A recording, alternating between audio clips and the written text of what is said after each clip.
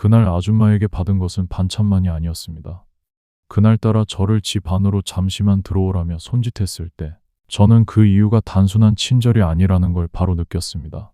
그때부터 제 발걸음도 생각도 조금씩 흔들리기 시작했습니다. 안녕하세요. 저는 30대 중반에 혼자 살고 있는 미혼 남성입니다. 저는 출퇴근만 반복하는 평범한 직장인이었고 사람들과 깊은 관계를 만들 일도 거의 없는 조용한 삶이었습니다. 제가 사는 집은 아주 오래된 집이었고 복도형 구조라 이웃과 마주칠 일이 종종 있었습니다. 이웃 중에서도 가장 자주 보였던 사람은 바로 제 옆집에 사는 아줌마였습니다.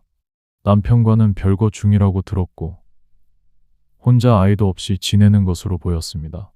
그런 아줌마와 저는 간단히 인사만 주고받는 정도의 사이였습니다.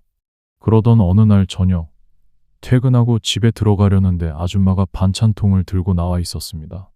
아줌마는 반찬을 하다 보니 너무 많이 했는데 집에 혼자 있으면 밥도 잘 못 챙기지 않냐고 하며 반찬통을 저에게 넘겨주었습니다. 저는 고맙다고 인사를 하며 반찬통을 받았는데 아줌마의 표정이 평소와는 조금 달랐습니다. 말투도 부드러웠고 시선도 또렷하게 계속 마주쳤습니다. 그게 조금 낯설었지만 불편함을 티내기도 애매했습니다. 저는 반찬통을 들고 집으로 들어왔고 아줌마도 자연스럽게 자기 집 문을 열며 들어갔습니다. 별 대화 없이 끝난 짧은 순간이었지만 집에 들어오고 나니 이상하게 아줌마의 시선이 머릿속에서 계속 떠올랐습니다. 그 뒤로 일주일 정도 지났을 무렵 아줌마는 다시 반찬통을 들고 저를 찾았습니다. 저는 감사하다고 말하면서 반찬통을 건네받았지만 아줌마는 제가 문을 닫기 전까지 계속 제 표정을 바라봤습니다. 배려라고 생각하기엔 조금 과한 느낌이 있었고 그게 묘하게 신경을 건드렸습니다. 이웃이라고 해서 친한 것도 아니었는데 빈도가 점점 늘어나면서 저는 조금 당황스러웠습니다. 하지만 거절할 수도 없었기에 그냥 인사하고 반찬통만 가지고 들어왔습니다. 그런데 이상한 건 반찬을 받아 들고 집으로 들어오는 순간마다 아줌마의 표정과 분위기가 계속 떠오른다는 점이었습니다. 그게 살짝 부담스러우면서도 신경이 쓰였고 그저 호의를 넘어서 뭔가 다른 의미가 있는 건 아닌가 하는 생각이 슬쩍 스치기도 했습니다. 그리고 어느 날 저녁 아줌마는 반찬통을 건네며 자연스럽게 얘기했습니다. 혼자 밥 먹으면 외롭지 않냐고, 다음에는 밥 한 번 먹고 가라고 말이죠. 며칠 뒤 퇴근하고 집으로 들어가려는데 아줌마를 현관 앞에서 마주쳤습니다.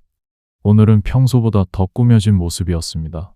저는 자연스럽게 인사를 했고 아줌마는 반갑게 웃으며 지난번 했던 말을 다시 꺼냈습니다.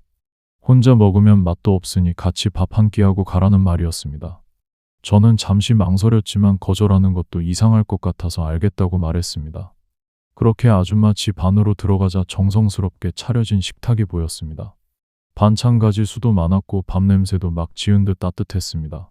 저는 자리에 앉았고 아줌마는 제 앞에 앉았습니다. 함께 밥을 먹는 동안 아줌마는 사는 이야기나 동네 이야기를 자연스럽게 풀어냈습니다. 별다른 특별한 말은 없었지만 그 말투나 분위기가 이상하게 차분했고 어색함 없이 식사 시간이 지나갔습니다. 그런데 밥을 먹는 동안에도 느껴지는 시선은 계속됐습니다.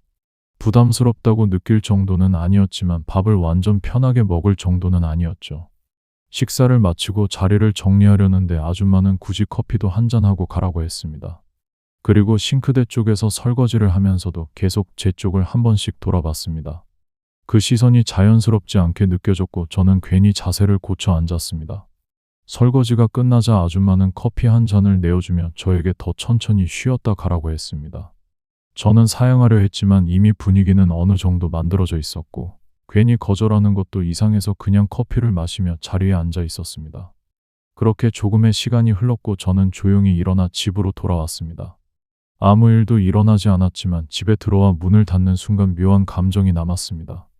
단순한 이웃이라기엔 분위기가 너무 자연스러웠고 경계해야 한다는 생각과 불편함이 동시에 밀려왔습니다.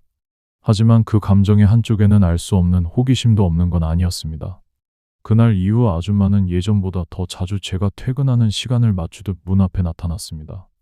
반찬은 어쩔 수 없이 남길 정도로 많아졌고 저는 매번 감사하다고 말하면서도 점점 더 부담스러워졌습니다. 그러던 어느 날 퇴근하고 집에 들어오는 길에 아줌마를 만났습니다. 그리고 아줌마는 조만간에 저녁을 또 같이 먹자고 얘기하고 약속까지 잡았습니다.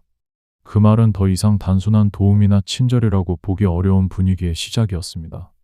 그리고 저는 그 제안이 가져올 다음 흐름을 어렴풋이 느끼고 있었습니다. 그리고 약속의 그날이 다가왔습니다. 퇴근 후 집으로 향하던 중 아줌마에게서 준비가 거의 끝났다는 연락이 왔고, 저는 약속을 잡아둔 상태였기에 시간을 맞춰 아줌마 집 문 앞에 도착했습니다. 문이 열리자 아줌마는 차분한 표정으로 저를 맞이했습니다.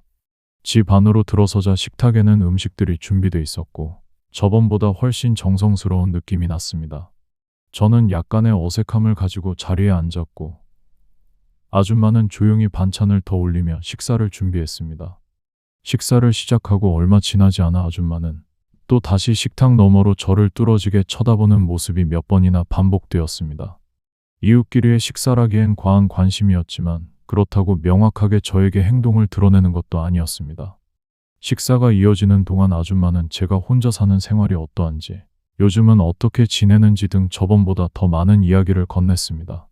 말투는 부드러웠지만 저에 대한 관심이 깊어졌다는 느낌이 들었습니다.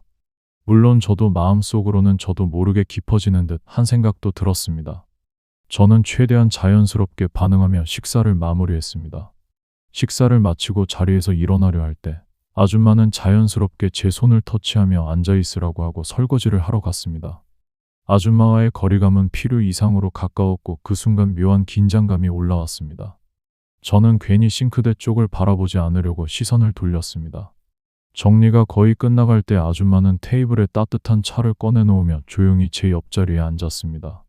저는 잠시 앉았다 바로 일어나야겠다고 마음을 먹었습니다. 하지만 자리 사이의 간격은 처음 식탁에서 느낀 것보다 훨씬 좁아져 있었습니다. 차를 마시며 잠시 앉아있는 동안 아줌마는 등받이에 기대며 저를 바라보는 시간이 길어졌습니다. 시선은 또렷했고 피하기 어려울 만큼 가까웠습니다. 저는 괜히 두 손을 모으고 시선을 아래로 내렸습니다. 그러다 아줌마는 천천히 움직였지만 분명히 저에게로 향해 있었습니다. 저는 본능적으로 몸을 살짝 뒤로 빼려 했지만 아줌마가 멈춘 거리는 너무 가까웠습니다. 서로의 움직임이 바로 느껴질 만큼 가까운 거리였습니다. 아줌마의 손길은 스치듯 지나가 순간적으로 신경이 곤두섰습니다. 머릿속으로는 선을 지켜야 한다는 생각이 반복됐지만 이미 마음은 무너지고 있었습니다.